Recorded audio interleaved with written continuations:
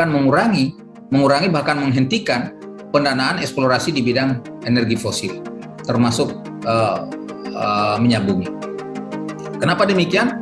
Karena tren daripada dunia, jadi perubahan paradigma di mana energi fosil pelan-pelan akan ditinggalkan.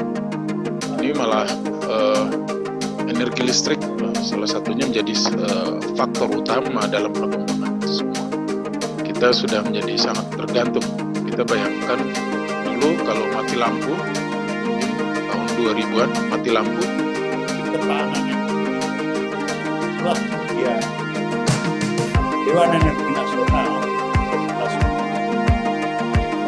mengkonversi bagaimana ketahanan energi nasional dapat kedepankan, dapat dirumuskan, bahkan transformasinya.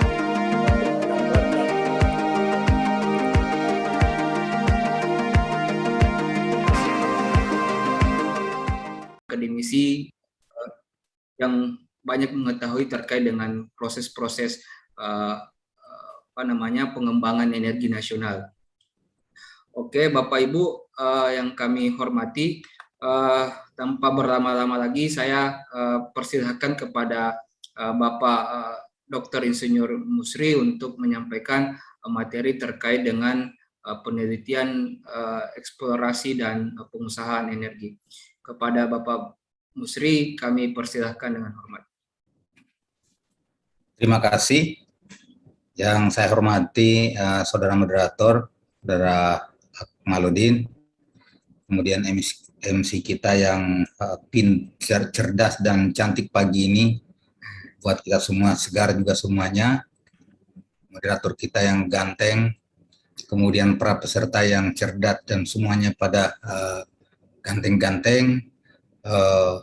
Sebelum saya masuk ke acara, saya memberikan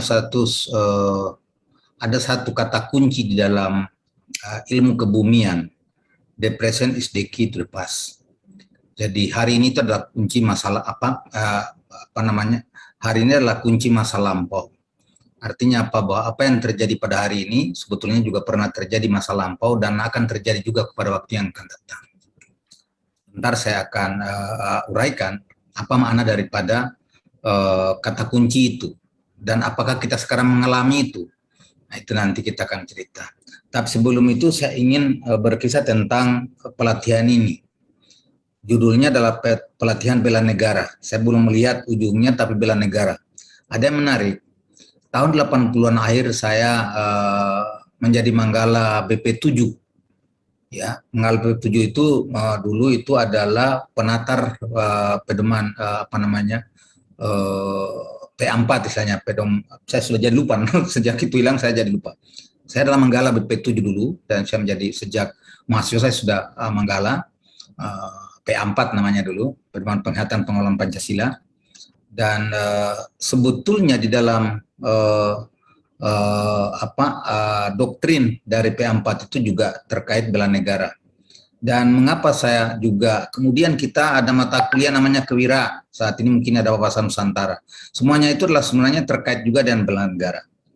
Dan ternyata bagi saya sebagai seorang ahli geologi, merasa berkepentingan dan mungkin patut memang saya memberikan materi ini. Dan di mana-mana saya selalu menyampaikan bahwa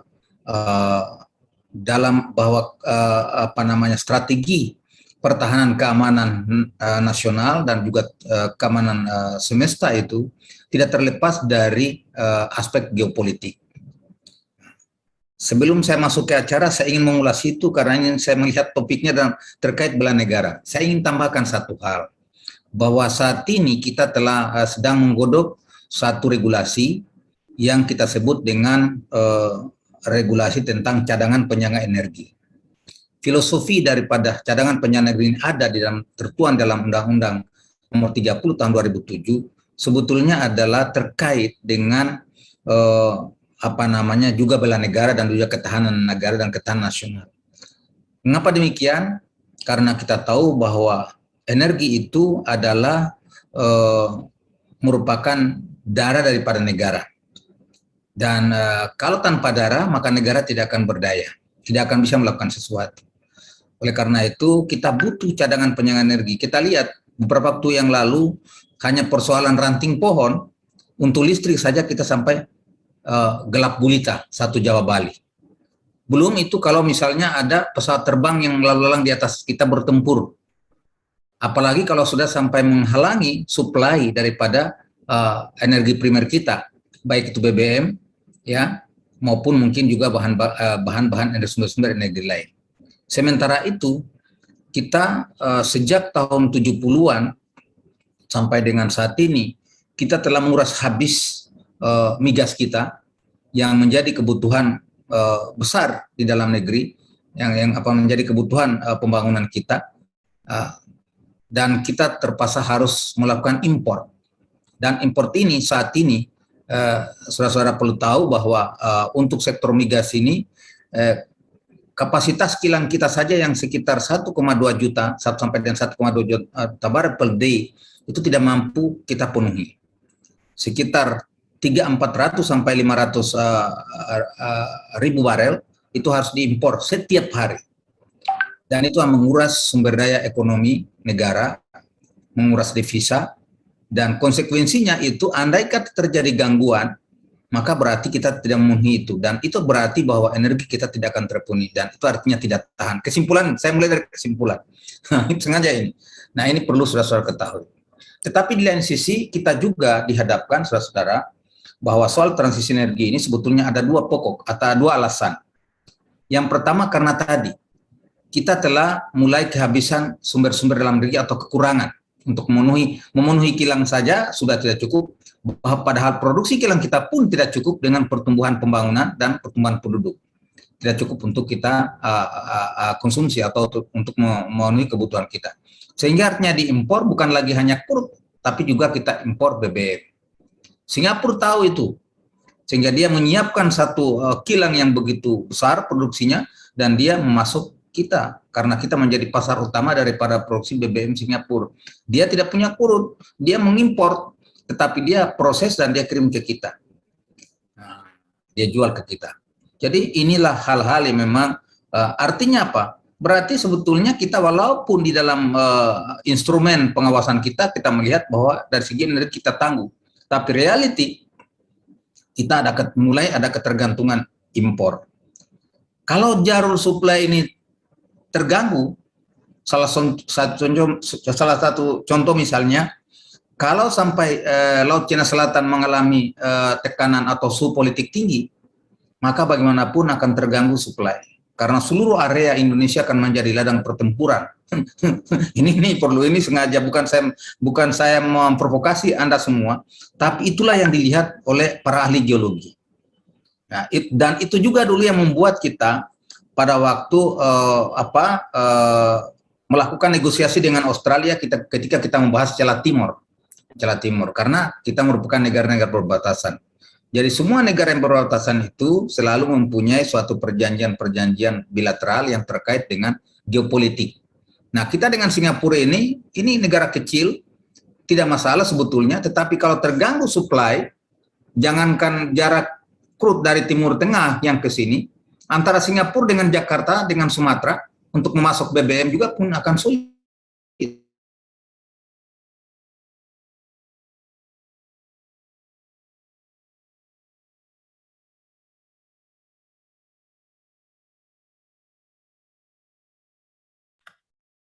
Ada kendala Pak Musri?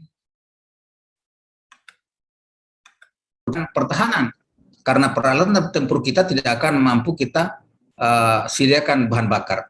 Bagaimana pesawat tempur kita untuk memberikan suatu barrier terhadap negara, kapal-kapal perang kita kalau kita tidak punya bahan bakar? Anda tahu bahwa kita punya cadangan operasional energi yang mandatori yang dilakukan oleh di PLN dan oleh Pertamina, ya, sebagai pemasok energi primer kita. Itu dalam undang-undang, dalam ketentuan pemerintah itu hanya 21 hari. 21 hari baik untuk konsumsi kilang maupun BBM. Tetapi itu belum merata. Dan kadang-kadang hanya sampai 8 hari. Dan kalau sudah kurang dari 8 hari, itu kita sudah, kenapa demikian? Karena yang diperhitungkan itu adalah jarak tempuh dari tempat kita impor, misalnya crude, ya, minyak mentah, ke lokasi kilang. Jadi dia harus diperhitungkan. Oleh karena itu Pertamina itu dalam rangka memperhitungkan cadangan operasional yang di atas kapal itu dihitung sebagai cadangan operasional. Jadi kalau dihitung 21 hari itu yang ada di atas kapal itu dihitung. Tapi kalau kapal tidak nyampe, kan 21 hari tadi bisa nol. ini jadi itulah sebabnya mengapa pemerintah, mengapa negara menyiapkan undang-undang bahwa kecuali cadangan operasional kita perlu cadangan penyangga. Ini saya informasikan bahwa insya Allah tahun ini akan kita selesaikan cadangan penyangga ini sebagai amanah konstitusi, amanah undang-undang yang harus direalisasikan pemerintah, dan sementara kita finalisasi di Dewan Energi Nasional regulasinya untuk segera ditetapkan sebagai perpres oleh Presiden pada tahun ini. Itu tadi.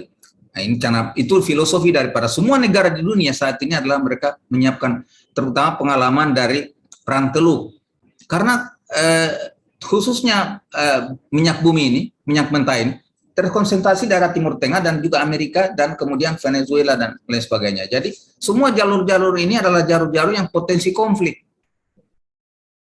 Sehingga akhirnya semua negara membuat persiapan untuk itu. Nah, karena masalah ekonomi bisa terjadi konflik, dan konflik ini tidak harus konflik bersenjata. Nah, ini menjadi persoalan. Dulu kita selalu melihat konflik itu bisa bersenjata, tapi ke depan konflik bisa bukan konflik bersenjata. Konflik ekonomi saja juga bisa terjadi. Misalnya, tiba-tiba terjadi suatu masalah sehingga kita tidak bisa mengimpor, misalnya. Nah, itu konflik ekonomi kan. Jadi istilahnya kita dilakukan tindakan di mana kita diblokade, tidak bisa kita melakukan transaksi luar negeri, itu masalah. Nah, oleh karena itu di beberapa negara cadangan penyangganya itu sampai 2 bulan. Dan kita Indonesia, kita rancang peraturan ini untuk 30 hari konsumsi. Cadangan penyangga di luar cadangan operasional. Itu kepentingannya dalam bela negara.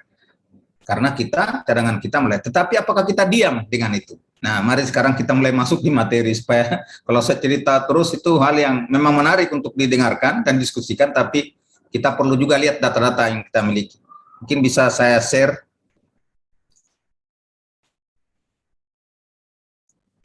Nanti materi bisa kami share materi bisa. Oh ya, boleh. Oke.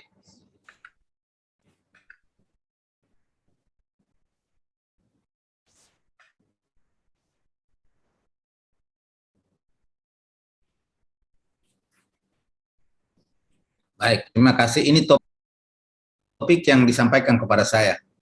Kalau saya melihat judul daripada topik ini betul-betul adalah perpaduan antara sains dan kebijakan.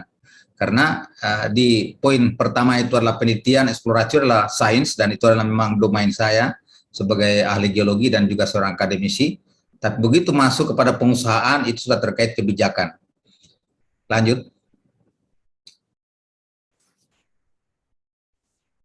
Ya, kita lihat bagaimana indikator energi di negara kita untuk tahun 2020.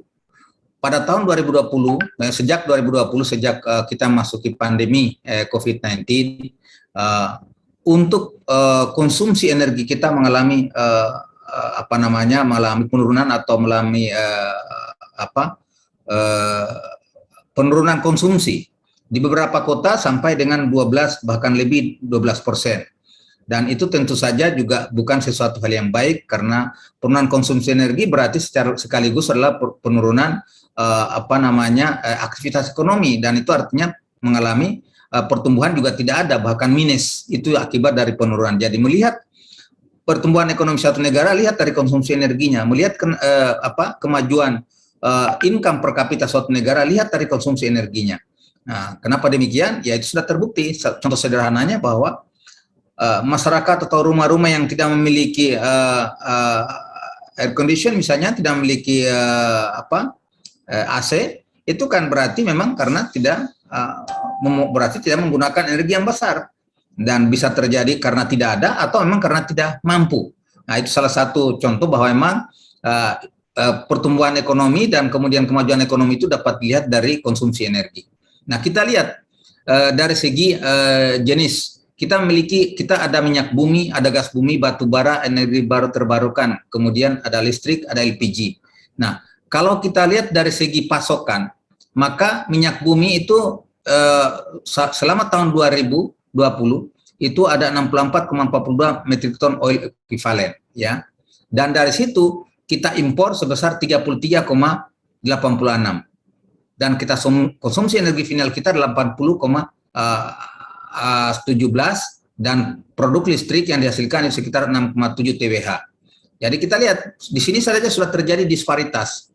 Jadi antara konsumsi dan pasokan, ya. Kemudian kita lihat bagaimana gas bumi. Gas bumi memang kita sebetulnya kelebihan, konsumsi kita kecil dan kita punya supply. Tetapi kita juga kesulitan pasar. Nah, oleh karena itu salah satu untuk dalam rangka memulai transformasi energi ini, saya silakan transformasi, bukan lagi sekedar transisi, tapi kita transformasi sebetulnya. Ke depan akan arahnya ke transformasi. Nah, ya, sekarang kita transisi dengan berbagai kebijakan, ya, kebijakan dikeluarkan mulai dari kebijakan energi nasional sampai rencana energi nasional itu adalah suatu kebijakan dalam rangka transisi. Arahnya kita kemana? Ke transformasi dari energi fosil ke energi baru ataupun terbarukan. Nah, itu. Nah, kita lihat bahwa energi terbarukan kita, ya, pasokan ya saat ini ada 22,84 metrik ton oil equivalent, ya. Sedangkan konsumsi kita, konsumsi energi finalnya yang ada itu hanya 7,65 metrik ton oil equivalent. Jadi masih kecil juga, ya.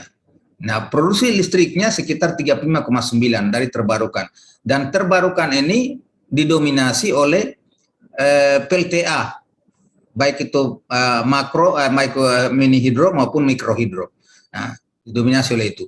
Sedikit untuk di bidang misalnya panel surya, kemudian juga panas bumi, dan panas bumi hingga saat ini masih merupakan energi terbarukan yang tergolong mahal. Nah, kenapa? Karena kita batu bara yang begitu besar, ya, batu besar kita miliki, pasokannya itu termasuk energi yang paling murah. Nah, konsumsi kita energi primer ini ada beberapa faktor, ada beberapa sektor, ada sektor rumah tangga dan ada sektor rumah tangga, ada sektor komersial dan bisnis, ada sektor industri dan ada sektor transportasi. Ini konsumsi energi primer kita. Nah, di sejumlah sektor ini yang paling rawan sebetulnya adalah sektor sektor transportasi. Penggunaan BBM kita paling besar itu adalah sektor perhubungan, ya, transportasi, baik itu kendaraan darat, kendaraan laut maupun udara. Itu paling besar konsumsi energi BBM kita di sektor transportasi. Menyusul adalah rumah tangga untuk listrik, kemudian listrik dan lain-lain, kemudian industri. Nah, sayangnya bahwa konsumsi energi untuk industri justru tidak besar. Ini artinya menunjukkan bahwa kinerja industri kita itu rendah. Kita hanya besar konsumsi industri energi di sektor industri yang terbesar itu adalah di batu bara, terutama pada industri pengolahan biji maupun industri manufaktur lainnya termasuk semen dan petrokimia, itu di situ. Dan ini adalah industri-industri yang memang membutuhkan batu bara yang hingga saat ini kita masih kesulitan untuk mencari penggantinya.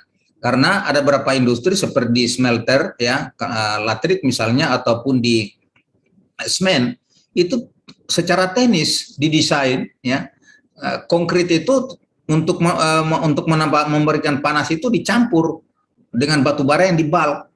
Jadi bagaimana mungkin kita akan berikan panas dengan industri terbaru, dengan energi terbarukan misalnya dari listrik misalnya, akan sangat sulit dan mungkin juga akan terlalu mahal.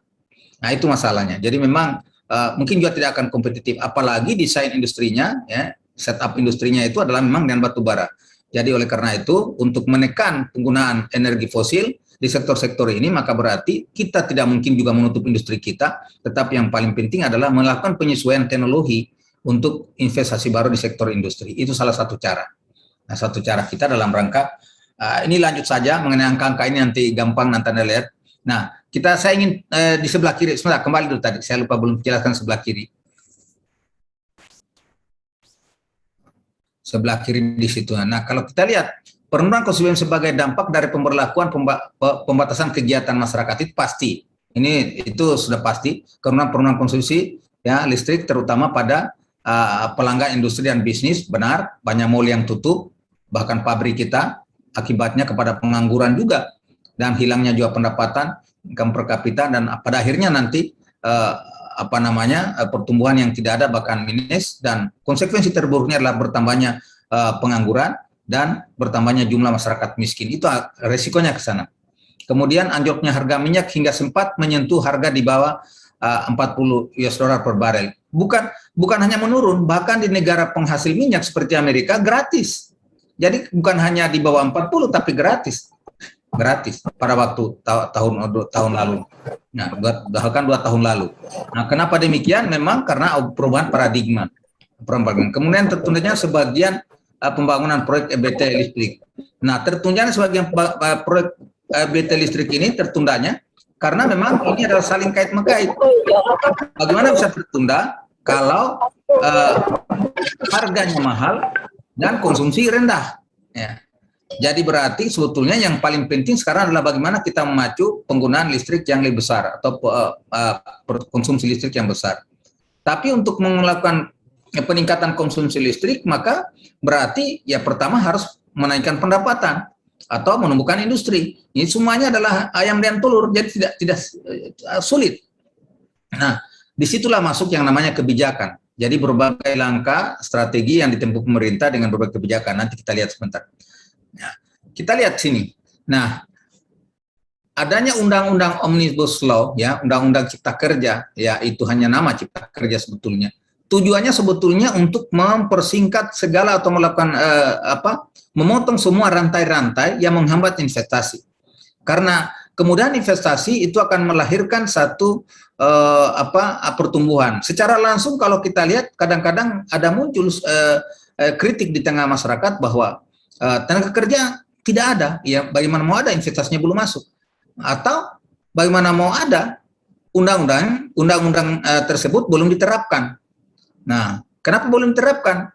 Ya bagaimana diterapkan kalau investasi belum ada yang masuk? Jadi semuanya. Jadi penerapannya itu adalah harus ada investasi, ya kan? Lalu kemudian dipotong mata rantai perizinan yang sampai begitu banyak. Salah satu contoh saya berikan gambaran kepada Anda, beberapa waktu lalu kita rapat dengan Gubernur Kalimantan Tengah, kita mendapatkan satu informasi dan pengembang daripada PLTA Kayan yang besarnya sekitar 9.000 megawatt, ya. Proyek tersebut telah mangkrak selama 11 tahun dan banyaknya izin ada 33 izin.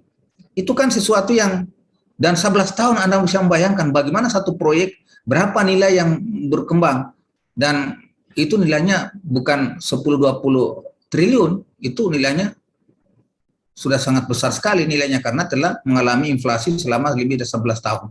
Nah, itu. Nah, kenapa demikian? Karena panjangnya mata rantai sampai 33 perizinan untuk satu proyek. Padahal adalah sesuatu yang proyek nasional, proyek strategi nasional yang terkait dengan bagaimana kita mempercepat bauran sesuai dengan tuntutan RUEN. Itu yang salah satu contoh.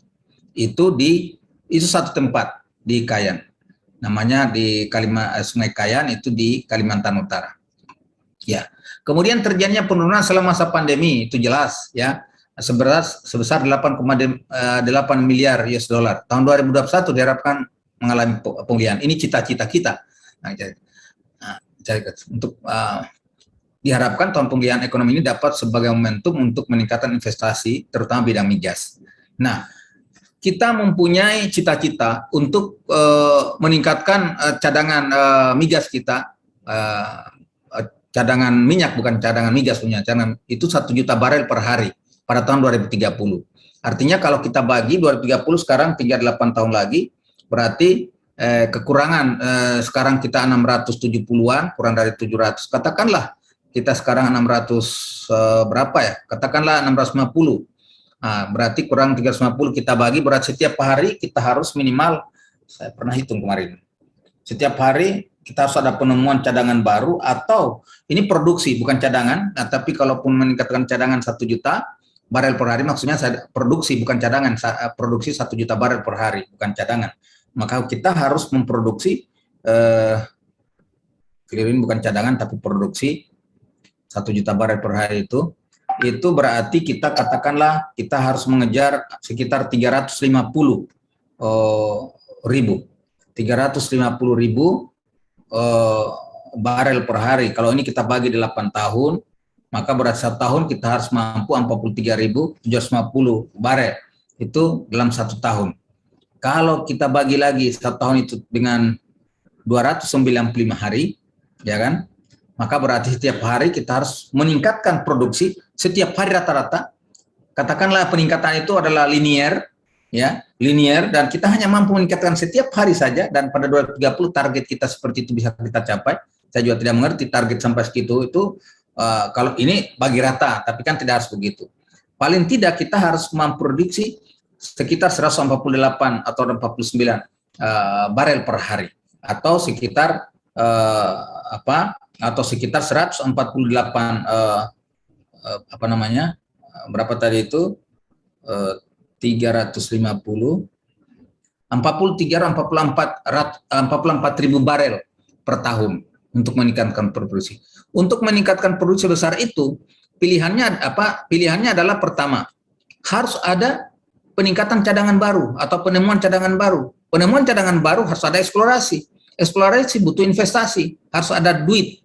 Nah, di lain sisi negara-negara pendana selama ini yang membackup seluruh perusahaan eksplorasi minyak itu mereka mulai menghentikan ataupun bahkan mengurangi bahkan menghentikan pendanaan eksplorasi di bidang energi fosil, termasuk minyak bumi.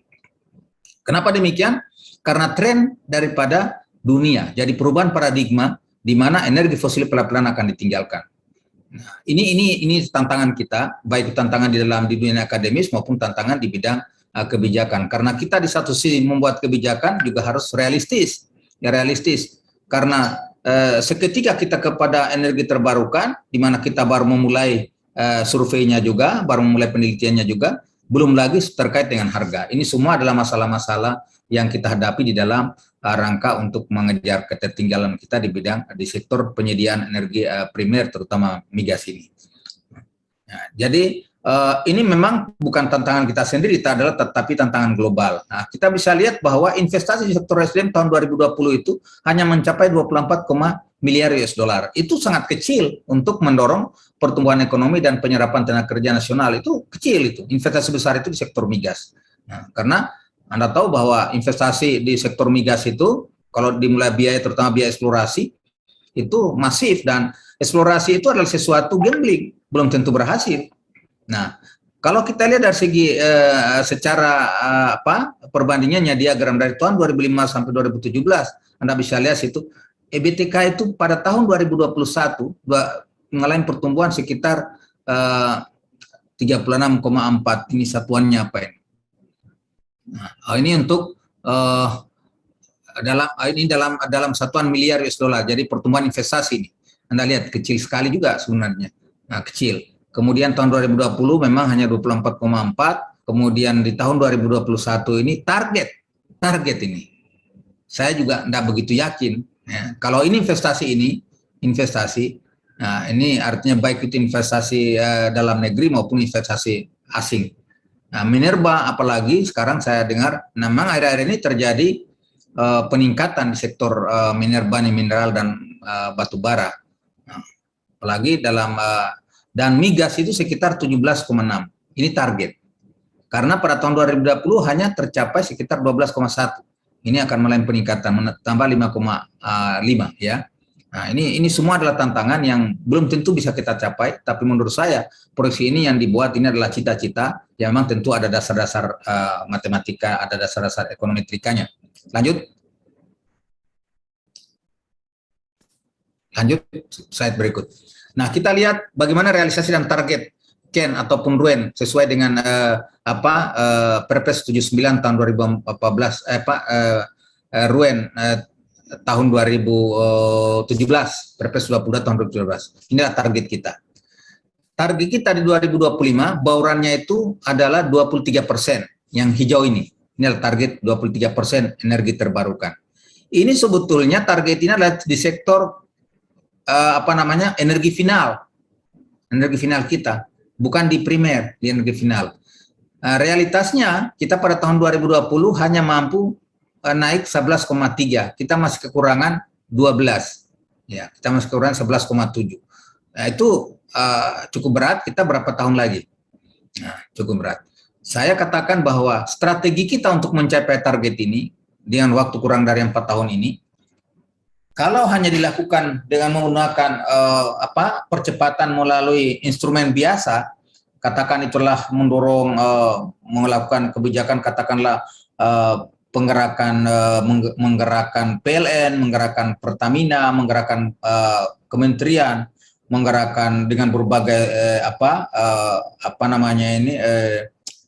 subsidi misalnya ya, pemberian katakanlah DAK, pengembangan EBT di desa-desa dengan menggunakan DAK, seperti misalnya mikrohidro dan lain sebagainya. Saya yakin tidak akan kita capai. Untuk menambah 10 dalam menambah 5 saja dalam sampai dengan 2025 saya yakin tidak tercapai. Tetapi kalau strategi ini dibangun kemudian dengan cara menggerakkan komunal, kelompok-kelompok masyarakat, nah, saya yakin tidak terlalu sulit, bahkan bisa melampaui itu. Dengan syarat bahwa pemerintah harus bisa memberikan suatu bukan hanya segurasi tapi juga pendampingan masyarakat. Jadi difasilitasi tapi juga didampingi secara SDM. Nah, contohnya ya melakukan pelatihan-pelatihan seperti ini, tapi mungkin di sektor energi, misalnya di sektor pengolahan energi. Tapi undang-undang kita hingga saat ini bahwa pengolahan energi itu mandatori adalah PLN. Nah, saya katakan kita kalau dalam 4 tahun ini ada suatu kebijakan yang strategis sekali dan dibuat di mana melibatkan daerah, semua daerah berpacu.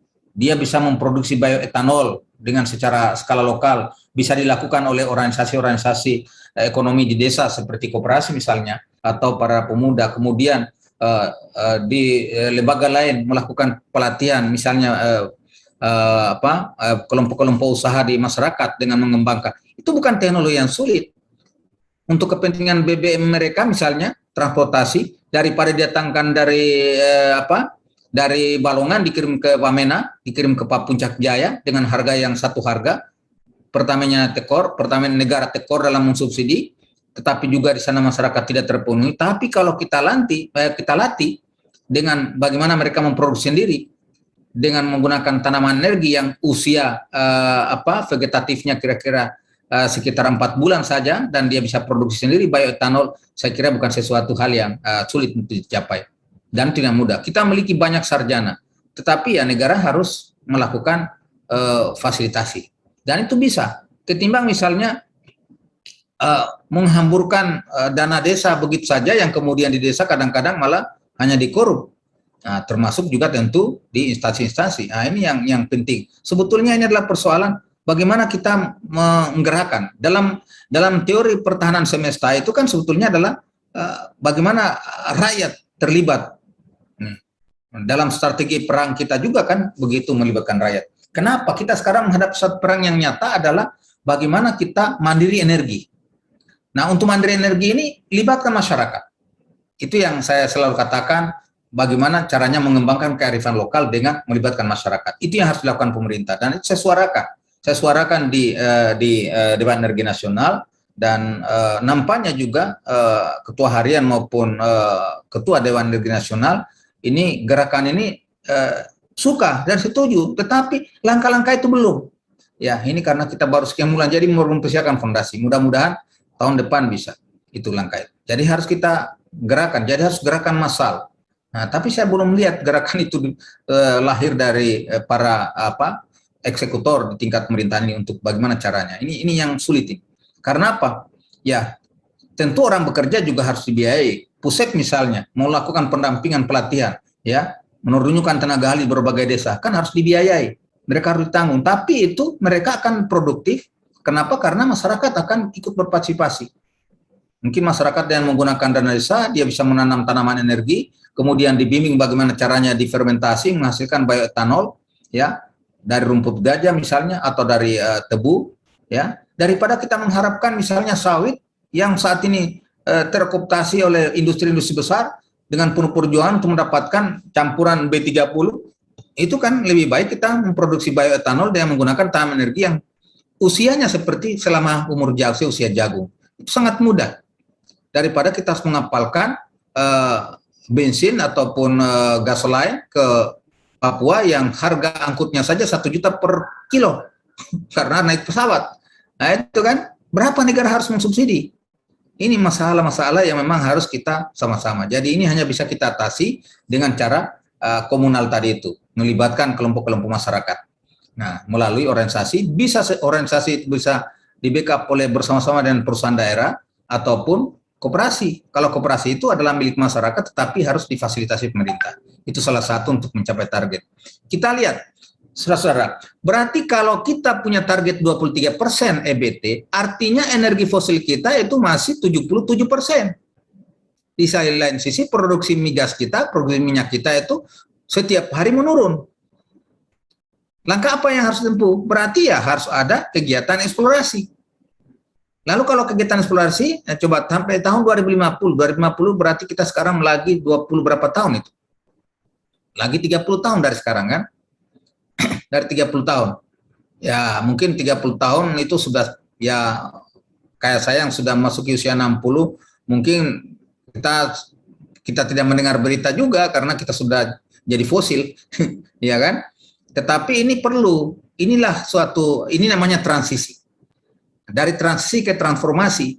Nah, transisi itu diikuti juga oleh transisi teknologi. Jadi industri-industri otomotif yang menggunakan bahan bakar minyak tidak bisa serta-merta dapat menggunakan bahan bakar EBT, listrik misalnya, atau menggunakan listrik. Harus dilakukan suatu penyesuaian teknologi. Itu yang memang harus sejalan. Jadi oleh karena itu industri-industri juga harus melakukan penyesuaian. Dan ini kita akan masuki suatu fase di mana harus sejalan target kita melakukan transformasi energi dengan transformasi teknologi. Kalau tidak sejalan ini akan timpang dan akan bermasalah. Jadi akan saling nunggu.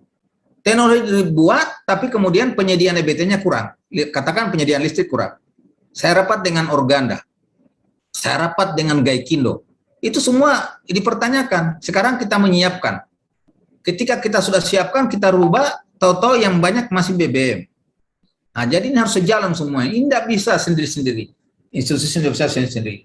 Jadi industri juga harus melakukan penyesuaian. Jadi ketika disiapkan katakanlah listrik yang besar untuk cas dan segala macam, tapi kendaraannya juga harus siap. Itu contoh saja. Tetapi kalau tidak, maka akan terjadi oversupply. Ya siapa yang rugi? Kembali lagi akan menekan APBN melalui subsidi. Karena PLN tentu tidak mungkin mati juga. Karena apalagi kalau dibangun oleh IPP, pengembang, maka itu mau tidak mau harus dibeli negara.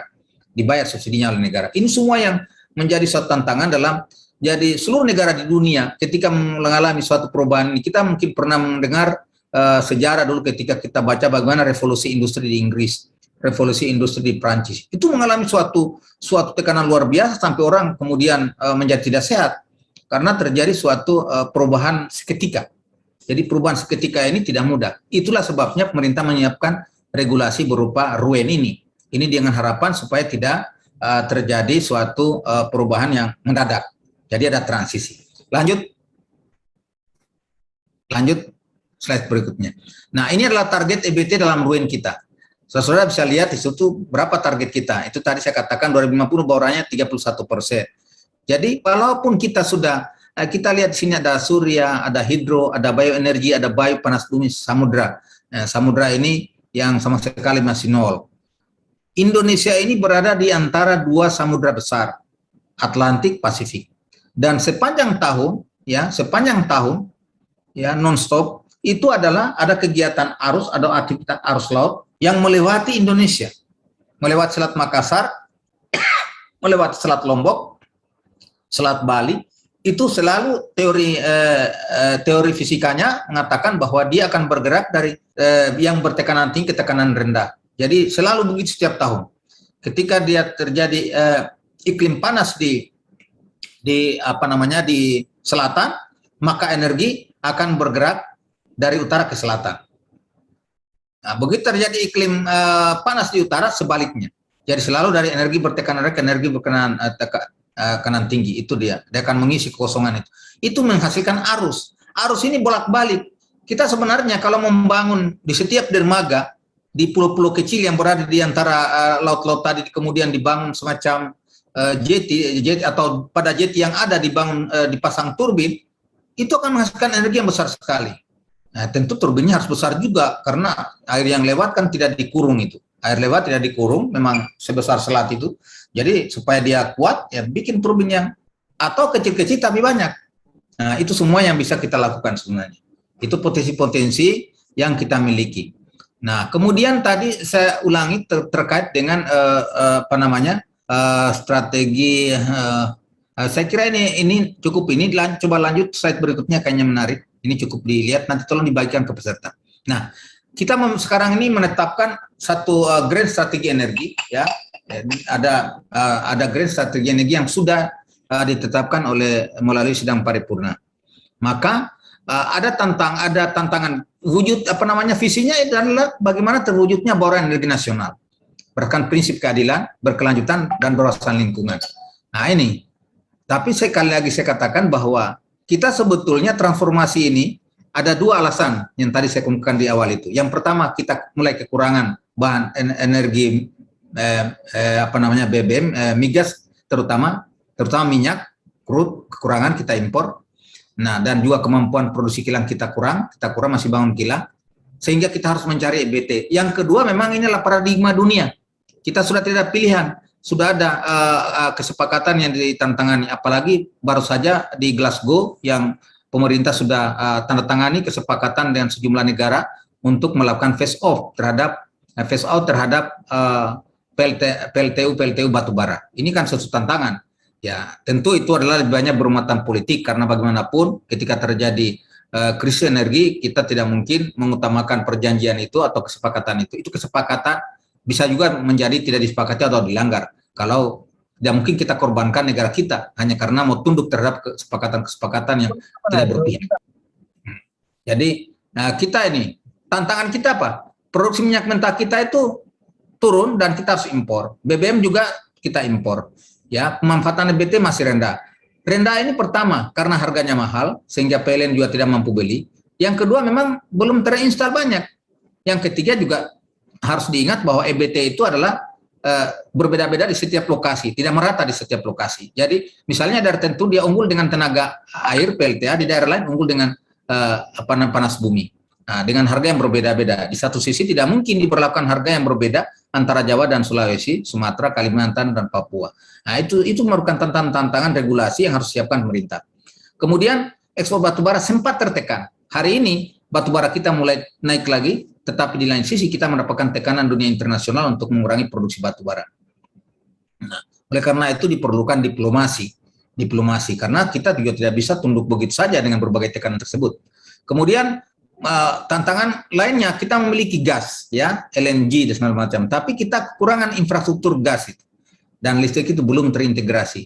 Nah, jadi langkah-langkah untuk mencapai itu tentu salah satunya adalah dengan pengembangan jar gas, ya. Bagaimana solusinya? Program strateginya kita lihat sini, mempercepat manfaatan pembangkit EBT sebesar 38 gigawatt tahun 2035. Ya, bisa berasal dari PLTS dan EBT lainnya. Nah, ini PLTS ini baru saja ditantangkan kesepakatan oleh Ketua Harian DEN itu melakukan ada investasi mengenai PLTS Apung di Kepulauan Riau, dan itu justru ditantangkan kesepakatan akan dibeli oleh Singapura. Saya juga tidak mengerti bagaimana, tapi pasti penjualan itu adalah terkait bisnis sebetulnya, transaksi perdagangan dagang saja. Ya kalau memang itu dia layak dan kita sendiri tidak bisa gunakan, nah kenapa tidak kita ekspor kalau memang ada yang membeli? Dan itu sudah ada, baru saja ditantangani sebelum ke Glasgow, Ketua Harian di Singapura. Kemudian meningkatkan produksi minyak 1 juta barel oil per day. Nah ini strateginya adalah melalui akuisisi atau mengaktifkan memaksimalkan intensifikasi dari sumur-sumur baru, sumur-sumur tua itu bisa dilakukan oleh masyarakat dan dibeli oleh Pertamina. Nah, kemudian mengembangkan kilang juga. Kemudian pengembangan kapasitas kilang existing dan membangun kilang baru yang saat ini sedang dibangun di Jawa dan di Balikpapan yang hampir rampung. Kemudian menyediakan energi berbasis gas untuk kawasan industri dan transportasi. Nah, seperti BBG. Saat ini telah dibangun sejumlah stasiun BBG untuk mengantisipasi transportasi umum. Kita sudah rapat beberapa kali dengan Gaikindo dan juga dengan Ditjen Migas dan Organda. Kemudian meningkatkan penggunaan kendaraan bermotor listrik berbasis baterai. Nah ini ini yang oleh kita barangkali ini dapat ditempuh dengan cepat dengan cara menurut ketua harian adalah bagaimana kita memodify sepeda motor yang existing yang saat ini ratusan ribu, jutaan. Kalau itu semuanya diganti dengan listrik, tetapi ini kan masalahnya investasi. Apakah rakyat mau bayar lagi dia? Mau nambah biaya motornya, tambah 5 juta misalnya, atau tambah 10 juta, satu sepeda motor untuk diganti dengan listrik menggunakan baterai, sepeda motor yang ada. Ya, tentu sulit.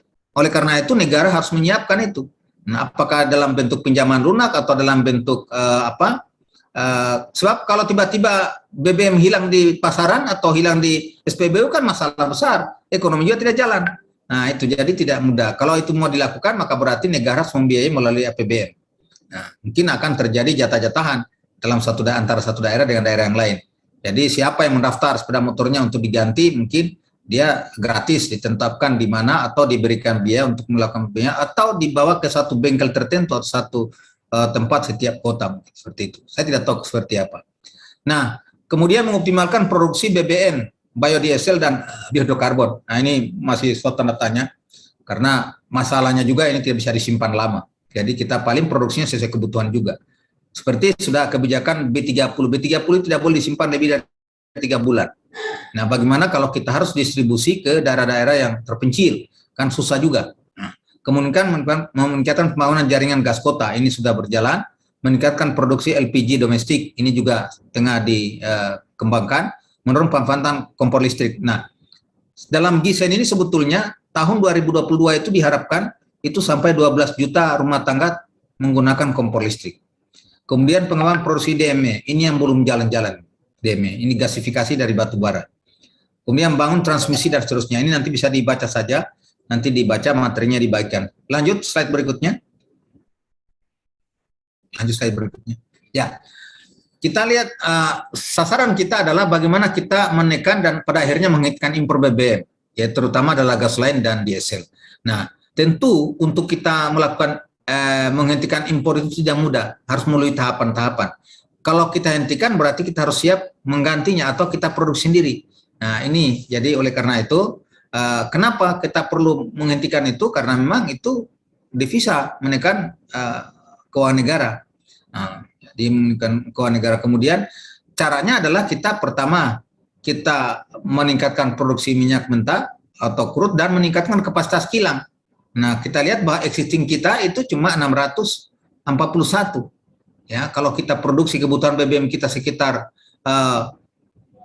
2020 1.126 barel oil per day, maka bagaimana bisa kita dengan kapasitas hanya 641, setengahnya lebih, maka kita impor.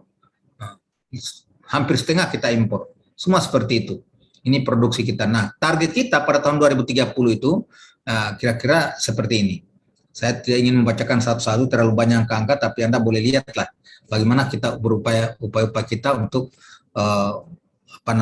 meningkatkan produksi tadi itu. Salah satunya telah mulai akuisisi, eksplorasi. Nah, saya sedikit menyinggung eksplorasi karena ini juga menjadi penting bagi kita untuk kita paham, walaupun saya tidak akan menjelaskan secara teknis bagaimana eksplorasi migas. Kita memiliki sekitar 128 cekungan sedimen yang berpotensi menghasilkan crude. Nah, dari situ tantangan kita adalah eksplorasi yang mempunyai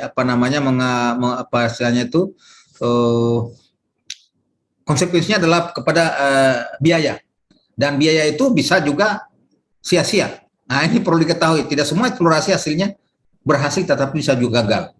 Nah, terutama apalagi eksplorasi yang sudah mulai sampai pemboran, itu istilahnya kalau 2 gagal 1 berhasil masih berhasil itu. Tapi kalau 3 bor 2 gagal 2 gagal itu sudah gurung tikar, saking mahalnya biaya eksplorasi itu. Nah, oleh karena itu pemerintah saya ingin singgung, lanjut saja. Lanjut, ada slide-nya tersendirinya. Ini ada 128 basin atau cekungan sedimen yang berpotensi. Anda lihat bahwa yang produksi itu ada 20 cekungan, dan yang cekungan yang tidak produksi itu yang warna-warna hijau itu sekitar 27 cekungan. Kemudian yang belum ditemukan sekitar 30 cekungan. Ada 30 cekungan yang belum ditemukan, maksudnya belum ditemukan migas itu. Minyaknya belum ditemukan, masih dalam proses pencarian terus. Masih dalam eksplorasi terus. Kemudian yang belum dilakukan pemboran, belum dilakukan pemboran sekitar 68 BC. Nah, inilah salah satu langkah pemerintah untuk mencapai target itu, maka melalui APBN akan dilakukan bor eksplorasi dibiayai oleh APBN melalui Badan Geologi. Ini data-data kita. Jadi kalau kita mengharapkan swasta melakukan eksplorasi, ya mungkin berat, apalagi dengan hilangnya kebijakan mengenai cost recovery. Nah, cost recovery ini memang membebani juga belakangan. Kadang-kadang setelah selesai tahu produksinya kecil, maka kita ya hanya memberikan lapangan kerja kepada swasta saja, karena bagi hasilnya ke negara menjadi nihil akibat cost recovery yang tinggi. Maka oleh karena itu negara mengambil kebijakan baru dengan cara negara yang melakukan pemboran eksplorasi. Setelah dibor kemudian ada berhasil atau misalnya menunjukkan suatu positif bahwa akan berhasil, jadi lelang ke swasta dan dia bisnis to bisnis dia akan mengganti. Bisnis to government dia akan mengganti biaya apa yang kita keluarkan tadi. Jadi dia yang mengganti. Nah, operator yang mengganti. Itu yang akan yang kita lakukan. Dan bisa juga kemudian kita delegasikan atau kita mandatori ke Pertamina yang melakukan. Itu dilakukan oleh Malaysia. Maka itu Petronas itu bisa besar, jauh melewati Pertamina, karena dia di backup negara yang sangat besar. Bukan diperas oleh negara, tapi dia di backup oleh negara. Itu hebatnya Malaysia. Nah, itu disclaimer ya, pendapat pribadi saya sesuai dengan apa yang saya dengar. Ya. Jadi Anda lihat bahwa ini adalah anggaran-anggaran atau biaya di upstream kita itu, ya, di upstream kita pada tahun 2020 sekitar 840 triliun. Ya, total aset di upstream. Apa itu upstream? Itu adalah aset terkait dengan nilai-nilai, ini termasuk nilai berapa nilai cadangan kita, kemudian instalator kita di sana, fasilitas-fasilitas yang dimiliki oleh Pertamina Hulu atau apa namanya seperti SKK Migas itu. Nah, dan Pertamina Hulu itu sekitar 840 triliun, ini aset. Nah, kemudian di daerah termasuk cadangan, ini nilai cadangan di upstream. Kemudian di daerah kerja, ya, seperti misalnya di oil palm plant itu di pertanian sekitar 700.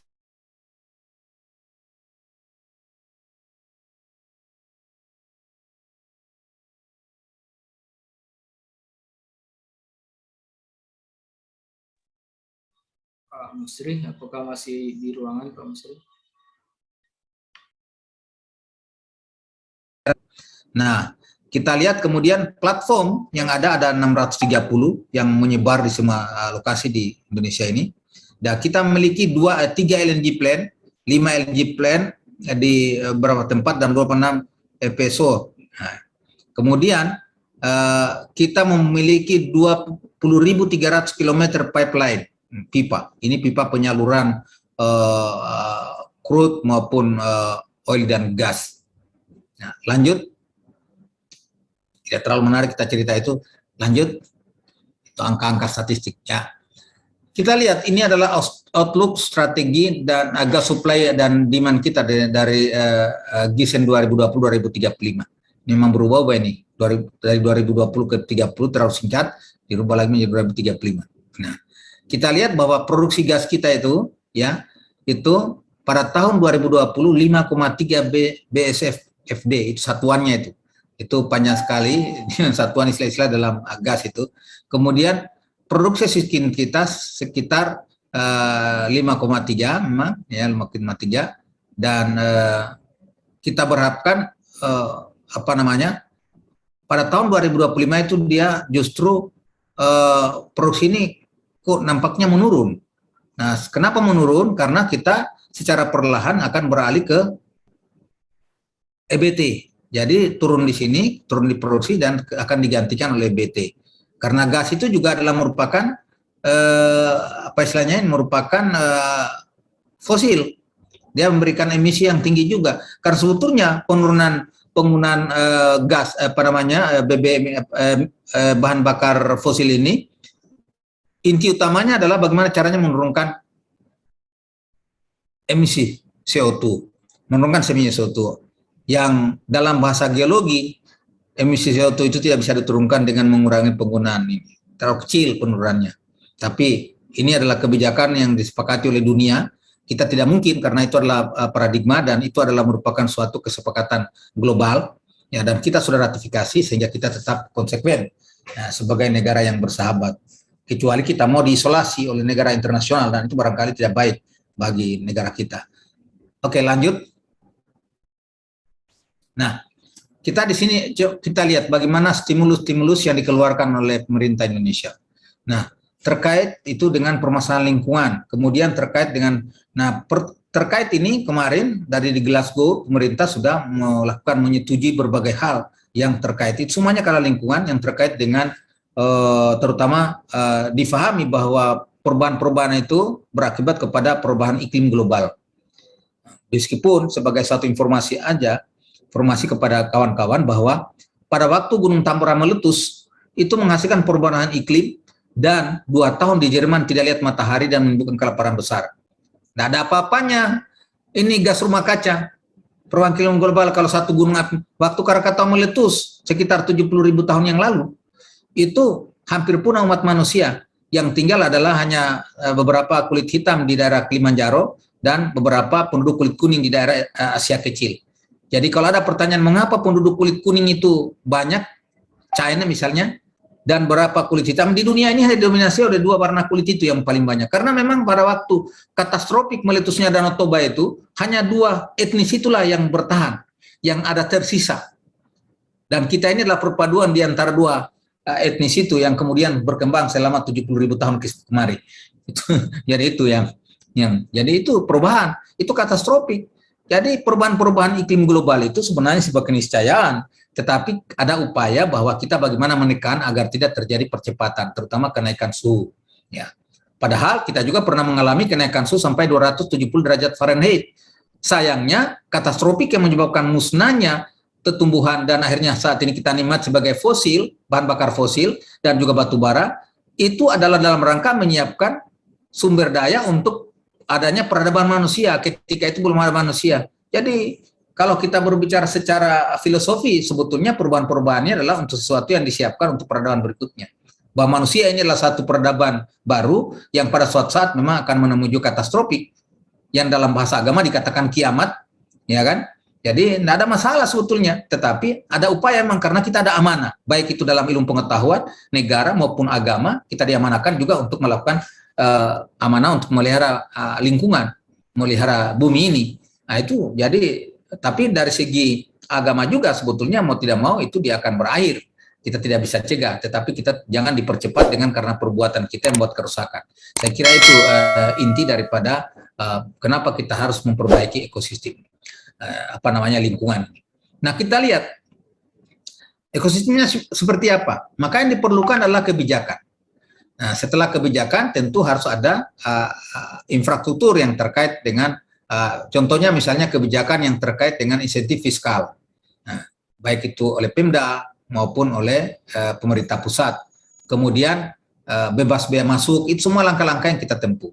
Kemudian suku bunga yang rendah, ya itu adalah insentif. Kemudian penurunan harga, ya itu. Dan sekarang sampai hari ini masih terjadi itu ada beberapa insentif, terutama pengurangan penghilangan pajak PPN itu ada beberapa sekarang. Anda kalau mau beli mobil sekarang itu turun pajaknya, turun PPN-nya. Kemudian infrastruktur, ya ini rasio-rasio daripada misalnya SPKLU yang dibangun di 35 lokasi. Kemudian target 2025 itu adalah 88.045 unit SPKLU dan 11.240 unit SPB. Kalau ini infrastruktur yang terkait dengan energi kita. Kemudian strategi utama adalah pasokan kendaraan listrik. Nah, pasokan kendaraan listrik saya katakan tadi bahasa satunya itu adalah dengan modifikasi sepeda motor existing yang lama, sepeda motor tua yang dimiliki masyarakat. Itu kalau dilakukan sendiri mereka mungkin menolak juga, tapi kalau ada APBN yang bantu, why not? Ya kan itu. Kemudian hal lain adalah terkait industri dan rantai pasokan. Nah, itu saya katakan tadi bagaimana kita mau mengubah paradigma antara harus jalan antara industri dan juga penyediaan infrastruktur energinya. Jadi industri juga harus menyesuaikan industrinya. Kemudian kesadaran masyarakat. Nah ini yang paling penting. Kesadaran masyarakat. Saya ingin menambahkan di sini bahwa ya itulah tadi saya katakan kesadaran masyarakat itu, tapi ini harus didampingi, diberikan pendampingan dan pelatihan. Karena pengetahuan kadang-kadang menjadi satu handicap juga, pengetahuan. Jadi itu untuk memperbaiki ekosistem energi kita dan lingkungan kita. Jadi di situ bisa tercapailah apa yang kemudian kita targetkan. Lanjut. Nah, ini adalah rencana pengembangan biofuel 2021-2024. Anda bisa lihat, kita baru saja juga melakukan kunjungan di sejumlah industri baterai, ini program mandatori bioetanol. Kemudian bioetanol ini memang tidak mudah. Inilah yang saya katakan bahwa untuk mengembangkan bioetanol, sebab ini kita bicara skala. Untuk dikembangkan industri besar, ya, itu akan mahal biayanya dan akhirnya harganya akan mahal. Nah, oleh karena itu, untuk pengembangan bioetanol ini tidak ada jalan menurut saya untuk bisa sukses, dan itu dibuktikan di sejumlah negara dilakukan. Itu di sejumlah negara dilakukan dengan melibatkan kelompok masyarakat. Memang untuk negara-negara kecil dan negara daratan mungkin bisa semua negara, tapi negara kita ini negara pulau-pulau dan variasi tanahnya berbeda-beda. Jadi ada di daerah yang hanya bisa tumbuh jagung, ada di daerah lain yang hanya bisa ditanami padi. Ada juga di daerah yang hanya bisa tumbuh kelapa atau aren. Itu kan semua adalah merupakan kearifan-kearifan lokal yang harus didorong pemerintah. Oleh karena itu menurut saya, tahapan program mandatori daripada bioetanol ini, kalau ini diserahkan kepada Pertamina untuk mengembangkan, maaf, saya minum sedikit. Saya kira tidak akan jalan-jalan. Walaupun dia jalan mungkin entah kapan. Karena akan memerlukan biaya yang sangat tinggi. Tapi kalau itu dilepas ke masyarakat, ada gerakan nasional yang dilakukan pemerintah, maka itu akan menjadi satu luar biasa. Jadi katakanlah diproduksi oleh masyarakat, dikonsumsi oleh masyarakat, di lingkungan itu tidak perlu memerlukan transport yang jauh. Tidak besar-besar. Tapi harus dihitung kebutuhan mereka seberapa besar, kemudian lahan mereka seberapa besar. Kalau kita mengembangkan seperti B30 kemudian ke B100, kita menyiapkan lahan sawit berapa banyak dan berapa investasi yang miliki siapa? Nanti ujung-ujungnya harganya mahal, yang tertekan adalah rakyat. Kenapa ini kesempatan ini kita tidak distribusikan kepada masyarakat agar masyarakat mandiri? Maka kedapatkanlah suatu desa mandiri energi, suatu masyarakat mandiri energi, dan akhirnya kita mendapatkan ketahanan nasional. Karena itulah strategi perjuangan kita adalah perjuangan semesta. Perjuangan semesta itu adalah melibatkan masyarakat, bukan hanya tentara. Kalau dalam energi ini maka bukan hanya mandatori pemegang mandatori di sektor energi, tapi kita melibatkan masyarakat yang memang bisa masyarakat lakukan. Tapi siapa yang membimbing ini? Pemerintah. Itulah yang saya gaungkan. Lanjut, kita selesaikan saja. Ini waktunya sudah. Nah, target-target kita yang saya katakan ini adalah tambahan pembangkit sekitar 38 gigawatt pada tahun 2035. Ini yang membuka peluang ekspor listrik kita melalui ASEAN Power Grid. Nah ini, kemudian upaya percepatannya itu kita sementara menyiapkan, saat ini pemerintah DPR itu adalah sementara menyiapkan RPP tentang EBT yang sudah menjadi prioritas prolegnas tahun 2021. Tapi saya dengar sepertinya mau ulang tahun juga, kelihatannya mungkin tidak akan selesai tahun ini, undang-undang EBT ini.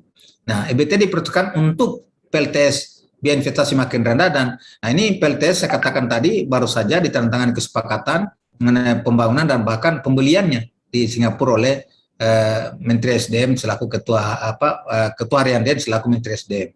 Kemudian tentu diperlukan dukungan perpajakan, ada subsidi pembiayaan baik itu berupa hibah maupun pinjaman lunak, nah untuk sektor supply dan juga sektor demand. Kemudian pengembangan biomasa melalui kebun hutan energi, ini yang saya katakan, inilah poin 5 ini yang harus melibatkan masyarakat melalui komunal, melalui koperasi, melalui organisasi ekonomi desa.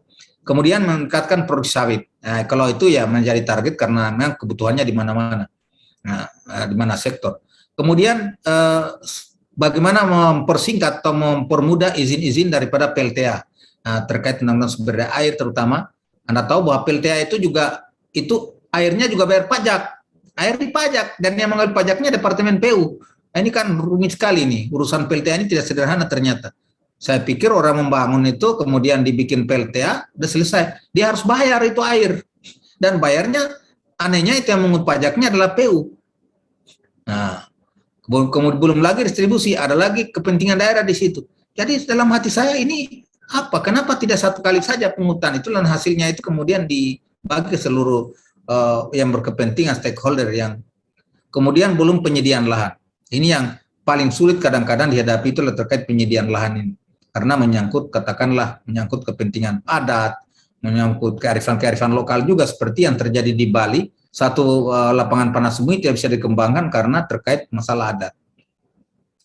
Dan kita juga telah mempersiapkan pembentukan NEPIO. NEPIO ini adalah satu organisasi yang mempersiapkan PLTN. Nah, kalau kita belum punya NEPIO, nah mungkin PLTN itu bisa jalan, bisa dibantu. Nah, PLN sudah membuat RUPTL di mana tahun 2040 nuklir itu akan masuk ke grid. Artinya saat ini dan mulai tahun depan barangkali sampai dengan setidak-tidaknya tahun 2030 itu sudah harus mulai ada konstruksi pembangunan PLTN. Karena PLTN itu paling cepat 8 tahun baru bisa produksi. Nah, artinya risetnya harus dari sekarang ini yang melakukan. Siapa yang melakukan itu? Ya tentu lembaga-lembaga riset termasuk perguruan tinggi.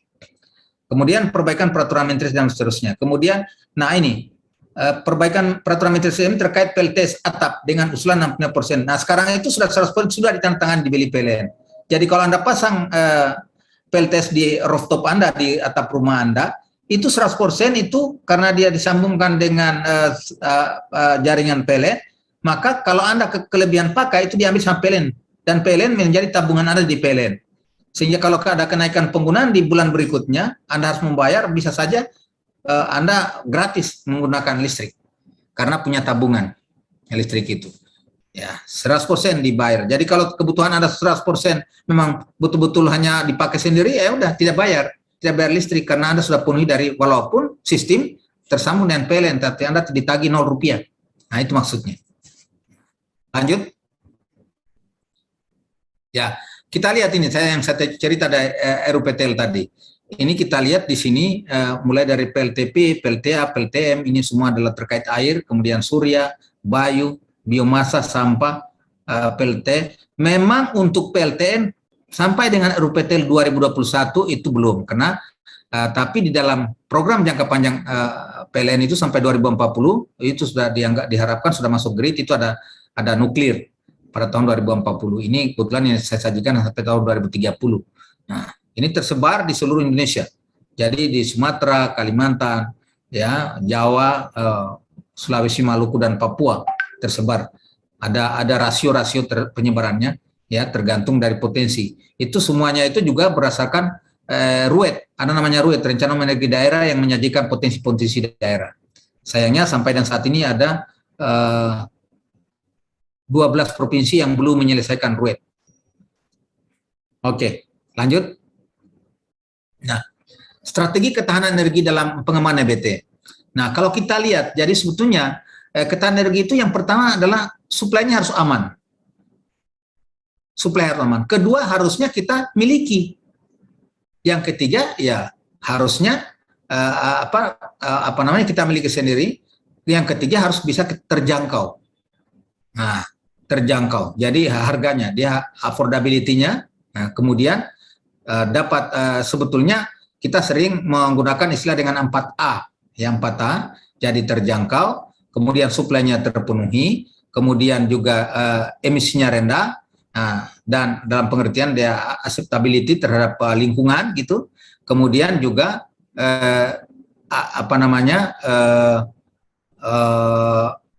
mudah dicapai atau mudah didapatkan. Ada supply tapi tidak mudah didapatkan. Nah, kalau tidak mudah didapatkan kan berarti juga tidak affordability, menjadi sulit juga karena kemudahan itu akan berkaitan dengan harga. Nah, inilah kesulitan dan inilah sebetulnya kunci dari ketahanan energi 4A ini. Kalau kita sudah menjadi 4A tadi itu jadi affordability, kemudian acceptability, kemudian availability dan juga availability dan accessibility itu. Accessibility ini adalah kemudahan ini, maka kalau sudah 4A yang terpenuhi, maka sesungguhnya listrik kita itu atau energi kita itu menjadi tahan. Nah, kalau tahan, bagaimana untuk kita secara nasional menjadi ketahanan nasional? Bagaimana bisa tahan secara nasional atau berujung kepada ketahanan negara? Berujung ketahanan negara. Artinya kita harus miliki sendiri. Suplainya jangan dari impor. Kalau suplainya impornya tersendat, ya kita menjadi tidak tahan juga. Dan itu akan berdampak pada ketahanan nasional kita. Berdampak kepada keseluruhan aspek ekonomi kita. Dan itu akan berakibat kepada negara bisa bermasalah. Nah, itulah yang dijaga. Jadi dia harus, pertama dia harus terjangkau. Ada listrik atau ada energi. Tetapi tidak bisa terjangkau oleh masyarakat. Karena mahal. Ya, itu juga artinya tidak akan membawa manfaat. Atau terjangkau, harganya ada, murah ini, satu harga. Contoh ini, kita sekarang ada program satu harga, pemerintah satu harga, ya kan? Tapi kemudian tidak bisa diakses. Karena tinggalnya misalnya di pegunungan Wamena sana, atau di pulau-pulau kecil. Sehingga juga bagi dia menjadi tidak tahan. Itu semua akan berakibat kepada ketahanan nasional. Lanjut, masih ada? Masih ada barangkali? Waktu kita lagi 5 menit ya? Nah, program pengembangan PLTP ya, ini juga, jadi kita tadi mulai dari migas, kemudian air, lalu PLTP. Nah, PLTP kita realisasi PLTP sampai dengan tahun 2025 itu ditargetkan adalah sekitar 5,1 gigawatt. Sampai dengan saat ini kita baru mempunyai 2,1 gigawatt. Nah, ada beberapa hambatan kita, misalnya termasuk di daerah-daerah yang saat ini menjadi daerah konservasi dunia. Nah, seperti misalnya di di Sumatera, di Jadi kita lihat bahwa sumber daya yang kita miliki sebetulnya untuk PLT panas bumi ini sekitar 23.000 hampir 24.000 megawatt ekuivalen energi. Nah, cadangan kita ini total sumber daya. Kalau ini cadangan ini sudah istilahnya ini sudah sudah melalui suatu perhitungan ya, sudah dihitung bahwa ini sudah terbukti di sekitar 14.000 sekian. Dan kapasitas terpasang hanya 2.130,7.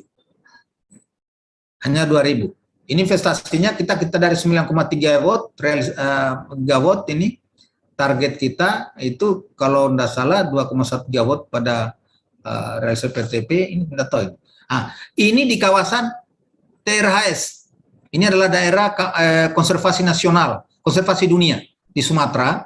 Nah, ini di sana itu ada sekitar 1,2 gigawatt di kawasan itu. Dan sekarang sementara dilakukan delineasi oleh Kementerian Kehutanan bekerja sama dengan UNICEF. Nah, kita sekarang baru begini. Dengan jumlah lokasi 351, terutama di Jawa dan Sumatera. Lanjut yang lain. Ya, lanjut slide berikut. Nah, upaya-upaya pemerintah dalam pengembangan panas bumi ini, nah ini antara lain adalah peningkatan kualitas data geosains. Nah, ini memang dan melalui mekanisme government drilling. Ini belum lama ini dilakukan pemboran, kira-kira berapa bulan lalu itu dilakukan pemboran perdana di Cipanas, bukan Cipanas, di Pelabuhan Ratu sana, daerah Pelabuhan Ratu Cisukarame dilakukan situ, pemboran drilling yang dilakukan pemerintah. Nah, itu diharapkan itu jadi government drilling ini merupakan satu langkah yang setelah itu nanti diserahkan ke perusahaan, baik itu BUMN maupun swasta kalau itu dalam bentuk lelang nantinya. Tapi dengan cara ini untuk menekan biaya. Ini dibiayai oleh APBN. Nah, tujuannya supaya harganya tidak mahal. Kemudian melakukan terobosan dalam pendanaan. Nah, itu tentu ini tidak mudah, tapi inilah program-program. Ya, salah satunya itu tadi government drilling itu. Government drilling itu untuk membiayai infrastruktur sektor panas bumi itu diharapkan juga bisa berasal dari APBN kalau perlu.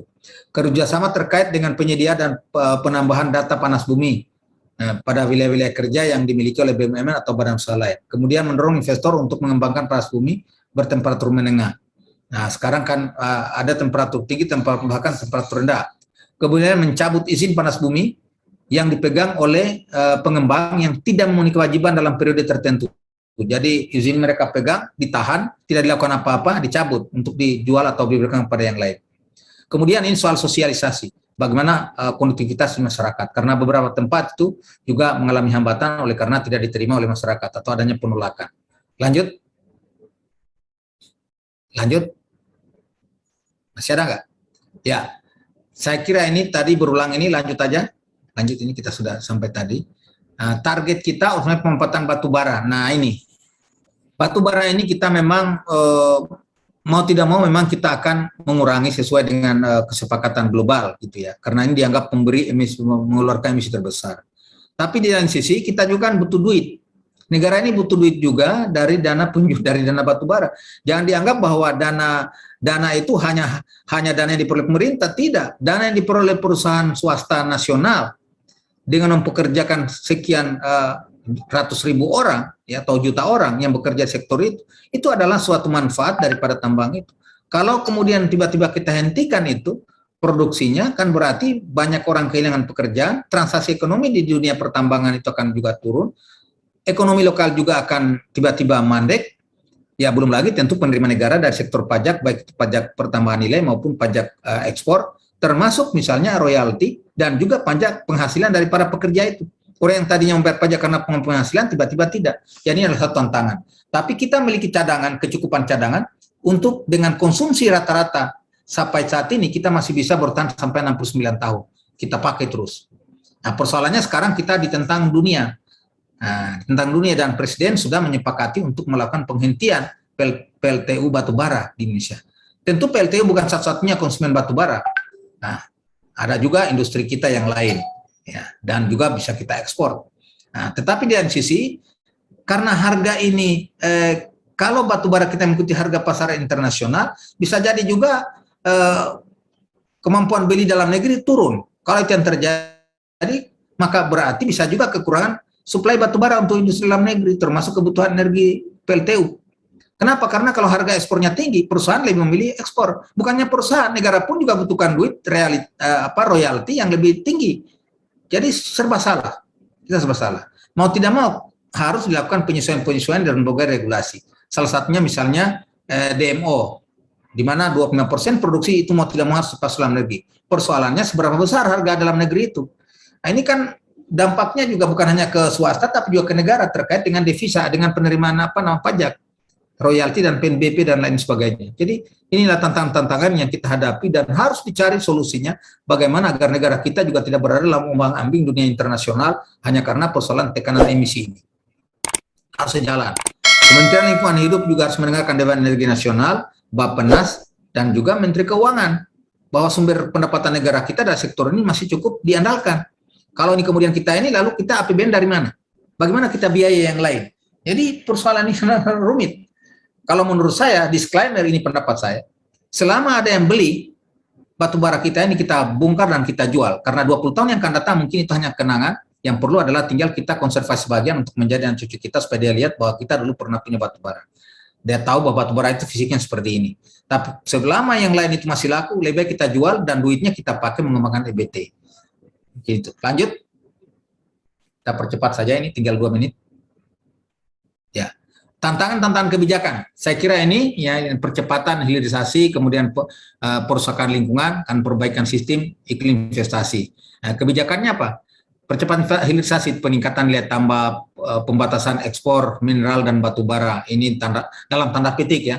Kemudian kebijakannya adalah pengelolaan pertambangan berkelanjutan, di mana reklamasi paksa tambang ini semua ya, dan poin-poin kemudian kebijakan itu adalah penyelarasan seluruh peraturan dan kebijakan di sektor terkait pertambangan.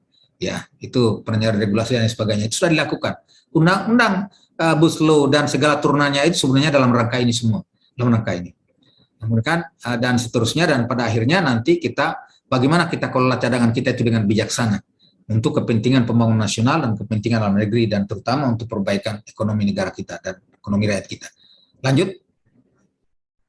Ya, potensi-potensi ristek dalam green strategy itu banyak sekali. Nah, riset jadi penelitian kita itu banyak ya, mana optimalisasi PLTU, kemudian bagaimana carbon capture, kemudian clean coal teknologi, ini semua adalah riset teknologi semua ini, kemudian penambahan kapasitas EBT, batu bara sebagai penyerap ekonomi, dan banyak hal yang bisa. Jadi aspek risteknya di dalam dalam pengembangan EBT untuk sesuai dengan target kita dalam Grand Strategi ini, mulai dari penelitian saintifik di bidang kebumian sampai kepada penelitian sosial, itu ada di sana, termasuk di sektor kehutanan, pertanian, dan sebagainya. Banyak sekali aspek yang memang harus dilakukan terus riset, tidak boleh berhenti. Baterai dan segalanya, belum lagi misalnya sisa penggunaan energi. Oke, lanjut. Oh, masih ada ya. Nah, perannya tentu BUMN dalam ekosistem baterai kendaraan bermotor juga ada. Nah, inilah yang sekarang diinisiasi, ada kerjasama PLN, Pertamina, dan perusahaan baterai, sama-sama mendirikan satu perusahaan baterai. Semua ada langkah-langkah bagaimana kita, karena terutama surya, itu problem kita adalah destroy. Problem kita destroy. Maka harus ada langkah di mana kita mengembangkan baterai sendiri, supaya kita tidak kehilangan kesempatan. Nah, termasuk misalnya baterai litium. Ya, kita baru saja meninjau di Solo, di UNS itu yang sudah melakukan riset dan inovasi tentang packaging ya, daripada atau pengembangan baterai untuk kepentingan sepeda motor, untuk kepentingan AC, penyimpan energi matahari untuk perkantoran dan perumahan. Lanjut. Nah inilah, jadi ini perkembangan teknologi etanol saat ini sudah juga mulai ada, maju, dan kita sebenarnya yang menurut saya di samping pengembangan kita merencanakan teknologinya, tapi tanamnya. Dan itu saya bilang, saya katakan tadi, pengembangan kearifan lokal dengan melibatkan masyarakat. Lanjut. Nah, geothermal green hydrogen production, saya kira ini kita sudah tidak ada masalah kalau ini, geothermal ini kita sudah, oke, lanjut. Dengan pembangkit nuklir. Nah, ini yang sebenarnya sudah dalam RPJMN 2020-2024, Perpres nomor 18 tahun 2020, itu sudah ada dibahasakan di sana. Dari sekian poin, masih tinggal 2 poin yang belum terpenuhi, yaitu adalah kita belum memiliki NPO, kemudian yang kedua adalah belum ada statement pemerintah untuk bagaimana PLTN itu bisa dikembangkan. Tapi kalau nuklir sendiri kita sudah punya, karena Batan itu kan juga adalah nuklir, ya, untuk kepentingan medis dan kepentingan riset. Tapi untuk kepentingan listrik kita belum. Nah, oleh karena itu baru sekarang ini kita mempersiapkan NPO. Dan tentu setelah itu kita menunggu statement Presiden, karena itu menjadi syarat yang disyaratkan oleh Badan Energi Atom Internasional. Lanjut. Saya kira demikian. Secara panjang lebar beberapa hal, dan materi itu bisa dibagikan kepada para peserta untuk lihat, karena kalau saya baca angka-angka itu mungkin dari pagi sampai sore baru selesai. Jadi saya lebih baik saya berikan gambaran-gambaran saya, Anda ambil materinya itu dibaca-baca, nanti kita lanjutkan kalau ada diskusi. Kalau belum habis, waktunya pasti. Ya, 30. Baik, terima kasih. Pak Musri,